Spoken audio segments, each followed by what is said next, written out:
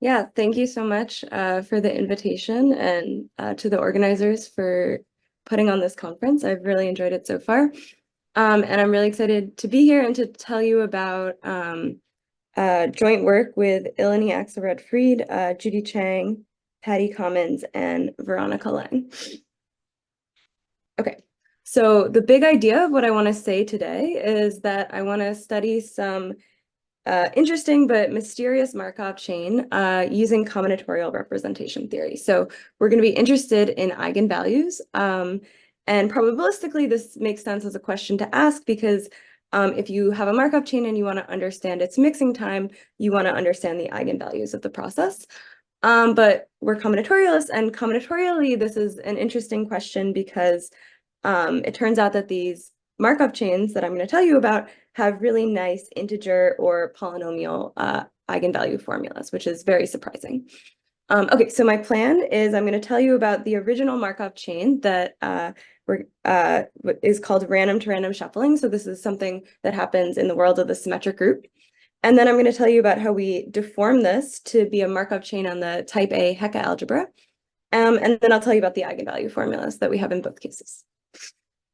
Okay, so this is a spoiler of where we're going with the talk. I don't really expect anyone to understand this slide yet, but I'll show it again at the end. But what you should take away right now is, okay, this is my Q random to random, which I will define. And right now, what you should understand is that we understand the eigenvalues of this Markov chain. It's given by this formula here, which I will explain. But in particular, this says that all of these eigenvalues are going to be polynomials in Q with non-negative integer coefficients. And the way that we prove this is by using representation theory, and in particular, drawing new connections to the Drusus-Murphy elements of the Hecke algebra and using that to study the eigenspaces of these operators via what's sometimes called the Akunkov-Vershik approach to the Hecke algebra or the symmetric group. Okay, so I'll say a lot more about this and a little bit more about this at the end. Okay, but now I want to go back to the beginning and tell you what random-to-random shuffling is. So this is originally due to Diaconis, and here's how it works. So I'm going to shuffle via random-to-random. What I do is I pick a card at random with uniform probability, and then I move that card to a new random position in my deck. So for example, if I have a deck that looks like this, maybe I pick the second card and I move it to a new position, let's say the last position, okay? And so the general question that you might ask is, how many times would I need to do this in order to actually have a well-mixed deck of cards? Okay, and so we can formalize this. I'm going to think about a deck of cards now as a permutation or word in one-line notation, okay? And random to random is going to be an element of the group algebra of the symmetric group. And it's going to act on permutations or words via right multiplication in a two-step process. So the first step is that I take a random card and move it to the bottom of my deck. Okay, so that's going to be, I'm going to call that random to bottom, and it'll be the action by this element. So you can see like these are adjacent transpositions, and the ith summand here is moving the ith card to the end of the word. Okay, and then after I've moved my like random card to the bottom, I'm going to apply bottom to random, which will move the bottom card to a new random position. So this is, again, multiplication by a group algebra element, and now the jth summand moves my bottom element to the jth position. Okay, and so random to random will be the composition of these two operators. So in other words, I can think of it as a map from the group algebra to itself that acts by multiplication via first applying random to bottom and then applying bottom to random. So the way that, if I want to interpret this probabilistically, the way that so when I act by a permutation, I get some linear combination of permutations. And if I look at the coefficient of a permutation U, that will tell me the probability that if I start at W, I end up at U. Okay, so we can see an example here. Let's say W is 1, 2, 3. And I'll write my coefficients in blue. So if I want to act on 1, 2, 3, I do my two-step process. So the first step is I move all possible cards to the bottom. So that's what's happening here. I've moved 3, 2, and 1 to the bottom of my deck, okay? And then I have to apply step 2 still. So that's this. Okay, and when I do that, I get these three terms. So for example, this summand here is moving 3 into all possible positions, and similarly with these other two. Okay, and so when I group by like terms, I get something that looks like this. And again, you can interpret these coefficients as probabilities. So for example, this 2 is telling me I have a 2/9 chance of getting to 213, and I have a 0 chance of getting to 321. Okay, and we can be very concrete about this by encoding how random to random acts in a matrix, which is going to be a probability matrix. So in particular, the rows and columns of my matrix will be indexed by my states, which in this case are just permutations. So this will be an n factorial by n factorial matrix. And the ij entry will tell me the probability of if I start at state j, I get to state I. So for example, if n is 3, we actually just computed the first column of this matrix here. And you can imagine how I would compute the other columns. Okay, and so I'm gonna, in all cases, we're gonna have a 1/9 here, or 1/n² in general. And I'm gonna pull that out, and I'm actually just gonna scale my matrices so that they're integer matrices. So this will scale my eigen values, but otherwise will not do anything. So it'll just make things a little cleaner. Okay, so our initial question was how many times would we need to shuffle via random to random? And the upshot here is that the eigenvalues will answer this question. So the eigenvalues of that probability matrix. So as a combinatorialist, I'm going to be interested in figuring out what these eigenvalues are, and then maybe I would hand them off to a probabilist who could figure out the mixing time from that. Okay, so this is our goal. We want to understand the eigenvalues of random to random. But it turns out this is actually a very hard problem. So Uyemura Reyes conjectured in 2002 that the eigenvalues of random to random were non-negative integers. And it took 16 years to prove this conjecture. It was finally resolved by Dicker and Saliola in 2018. So I'll tell you about their solution in a little bit. And then pretty much as soon as the eigenvalues were figured out by Dicker and Saliola, Bernstein and Nestoridi, who are probabilists, were able to determine the cutoff time using, they were able to start working on it, and they figured it out in 2019. Okay, so before I tell you about what these eigenvalue formulas look like and then how we generalize, let me motivate a little bit why you would want to study random to random. So first of all, it has connections to many interesting topics in algebraic combinatorics. So this is not an exhaustive list, but for instance, the Zetlin library, Gessel's fundamental quasi-symmetric functions, derangements of permutations, Solomon's descent algebra, and new in what I'm going to say, connections to the Drusus-Murphy elements as well. Okay, so that's one reason. The second reason is that in order to answer these eigenvalue questions, we actually need to use representation theory. And so this forces us to develop representation theoretic techniques to study mixing times, which I think is sort of an interesting area in and of itself. And then finally, the fact that random to random has integer and non-negative integer eigenvalues is actually crazy.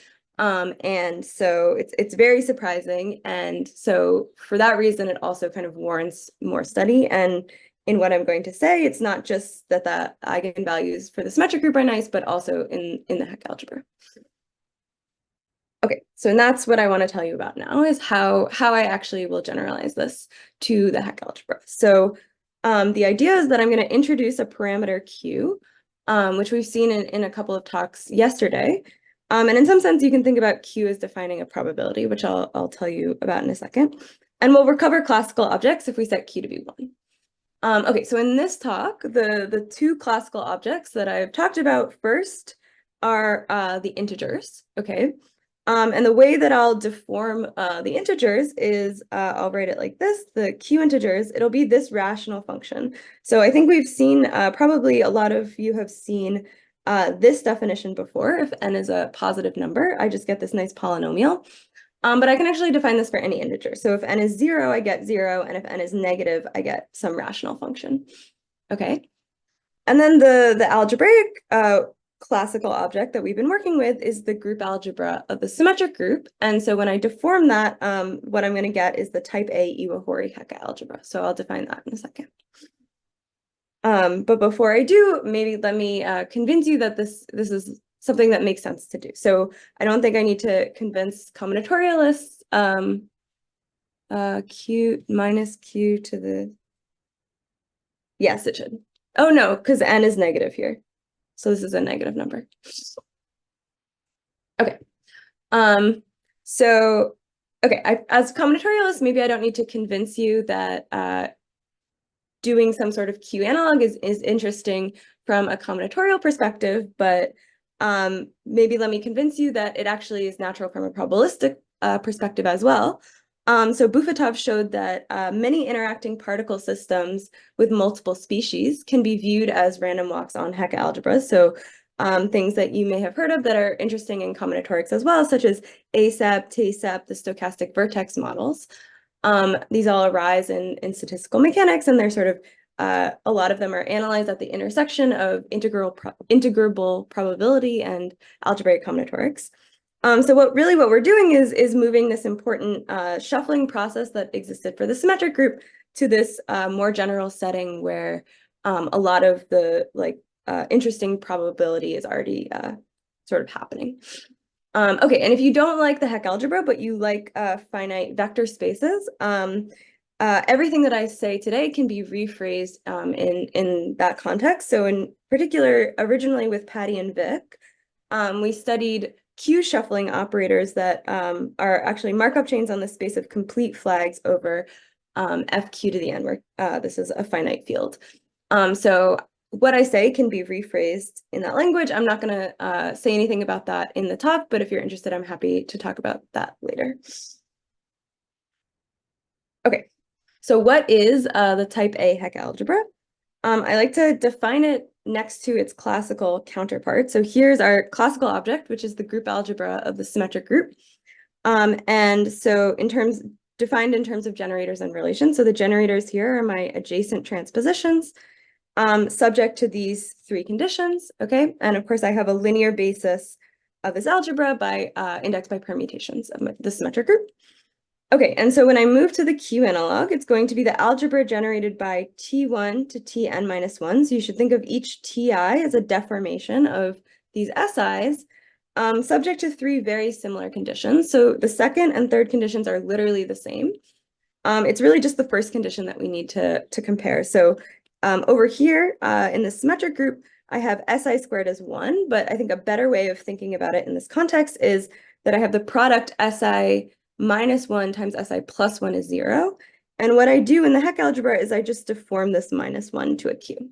Okay, and then I get this relation here. Okay, and again, I'll have a linear basis of the Hecke algebra indexed by permutations, but now they have a T attached. Okay, so how am I going to define my my new operators? Well, these were my classical symmetric group operators. They were after rescaling multiplication by these group algebra elements, right? And so I'm going to do the most naive thing possible, which is I'm just going to replace every SI with a TI. So now for any Q, I can define these three operators, Q random to bottom, which is the deformation of random to bottom, Q bottom to random, which is the deformation of bottom to random, and then Q random to random, which is their composition. Okay, so I'll be acting on now the Hecke algebra. Okay, so I said this is actually a Markov chain on the Hecke algebra, so let me say how that works. So this is following work of Diaconis and Rom. Okay, so we know that the Hecke algebra has a basis indexed by permutations that looks like this, and I can express any permutation as a reduced word or minimal expression in the generators S1 to Sn minus 1. And this expression is not unique, but the number of generators that I need is unique, and this will be the length. Okay, and so I'm going to use that to rescale my generators. So let's say Q is not 0, and then I'll define TW tilde to be, I take TW, and I multiply by Q to the minus length, okay? Or inversion, number of inversions if you prefer.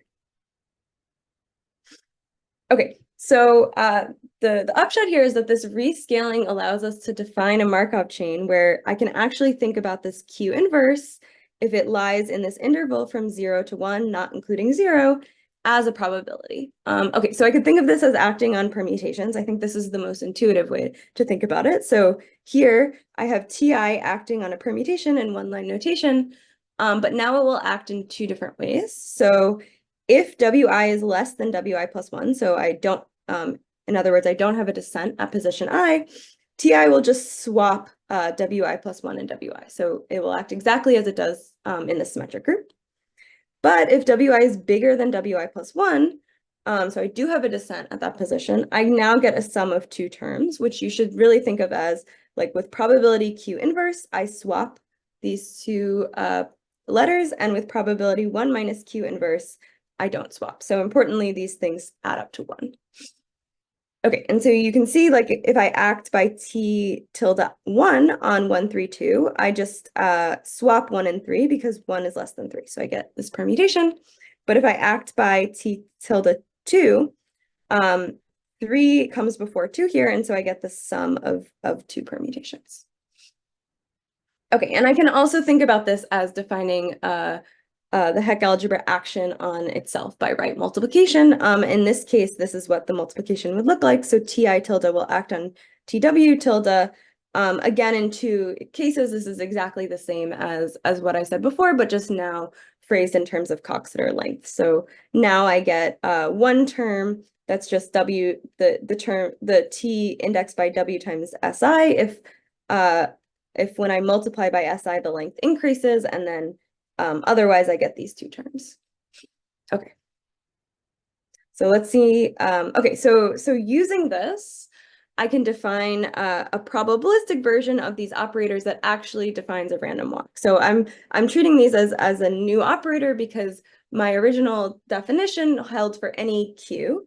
But now I have to be a little bit careful because I'm dividing by certain things. So as long as q inverse is in this interval and a real number, I can define these three operators. So what I do is I rewrite my ti's in terms of t tilde I. So I pick up some q's here, okay? And then I normalize so that all the coefficients sum to 1. So that's what this normalization is. Okay, and so the upshot here is that I actually have a random walk on the Hecke algebra. And if I want to understand the eigenvalues of this random walk here, all I need to do is understand the eigenvalues of my original random walk, specialize my Q, and normalize. Okay, so we'll be able to answer this question by answering, figuring out the eigenvalues for this original operator. Okay, let's see an example. Let's say I act by 1, 2, 3 again, so the same element, but now I have my Q deformation. And again, I'm going to have two steps. So now I'm in the first step, I'm moving all possible cards to the bottom. So that's what's happening here, but I've picked up some Qs. Okay. And then I act by the second step, and I should be moving all bottom cards to all possible positions. So that's what this multiplication would do. And I didn't write it out because it gets kind of messy, and so I wrote out the final answer when I group like terms. So in particular, you can see that if I set Q to be 1, I recover what I originally got. So like here, if I set Q to be 1, I get a 2.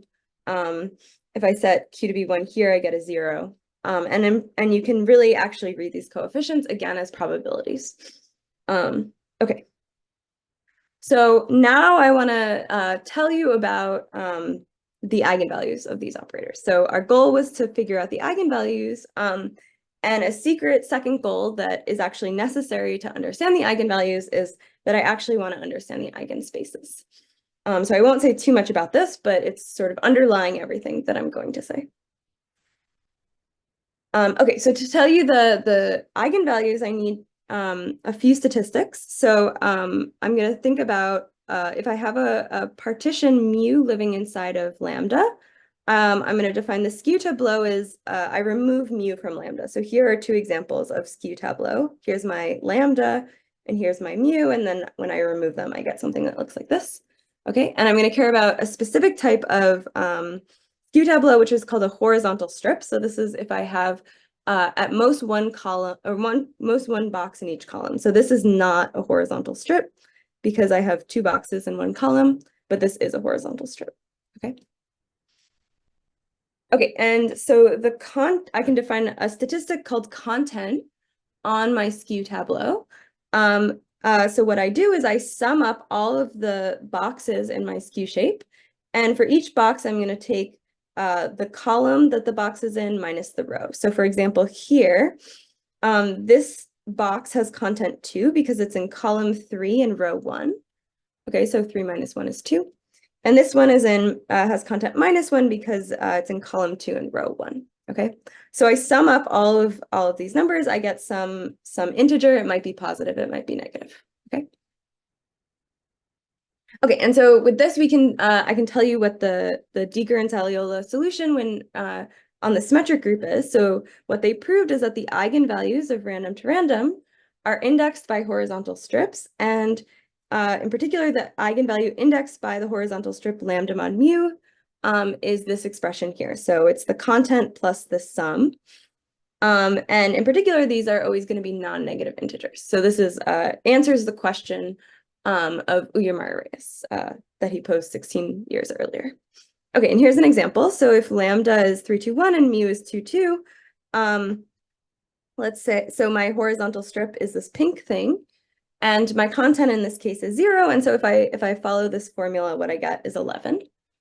Okay, and we'll see a generalization of this in a second. Okay, so to tell you about our solution, I'm going to need a Q analog of the content. And again, I'm going to do just the most naive thing possible, which is I had a sum for content. Now I'm just going to Qify that sum. Okay, so this is just going to be some rational function. But if I scale by Q to the n, it will actually become a polynomial.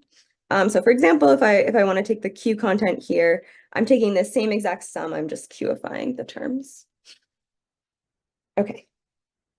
Okay, and so the theorem is that for any Q, the eigenvalues of random to random are given by this expression here. So now we're going to have a Q to the n times the content, the Q content, plus this sum, okay? So in particular, this implies that all of these eigenvalues, as I said before, are polynomials in Q with non-negative integer coefficients. And here, okay, I'm not going to say too much about the multiplicity. I just have this here so that we can see that we understand what the multiplicity is, and it's given in terms of some combinatorial statistics.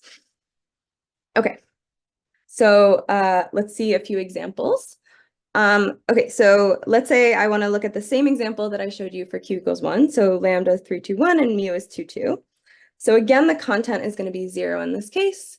And now if I follow my formula, I get that this is the eigenvalue. So you can see that if I plug Q equals 1 in, I get 11, but in a sort of not obvious way. It's not like the Q analog of 11. Okay, maybe a nicer example is if I let lambda be n, so the partition with just one part, and mu the empty partition. So I get something that looks like this. And I've written the content in here. So in that case, I can rewrite my expression and it actually becomes nq squared. So after normalization, this is exactly the top eigenvalue that corresponds to 1. And work of Bufatov showed that in this case, the stationary distribution, or in other words, the eigenvector for this eigenvalue is given by what's called the Mallow's measure, which looks like this. And in fact, this is actually true even outside of the context of probability. The eigenvector for this eigenvalue nq squared is always going to look like this. I guess I have to assume q is not 0, so this is defined. Okay. Another nice example, so if lambda is n minus 1, 1, and mu is 1, 1, so now my horizontal strip is this green thing here. Again, I can rewrite my expression, and what I get is n minus 2q times n plus 1q.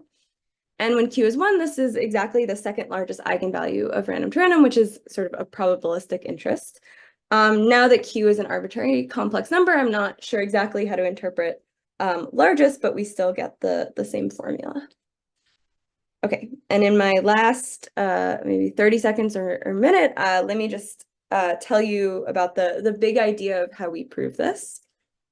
So the idea is that we recursively construct eigenvectors by drawing new connections to the Drusis-Murphy elements of the Hecke algebra, and even in the case of the Q equals 1 symmetric group, this connection to Gius's Murphy elements is new. So if you're familiar with Gius's Murphy elements, this explains the content that appears in our formula. So somehow our recursive construction that integrates the Gius's Murphy elements gets this content term out of the eigenvalues.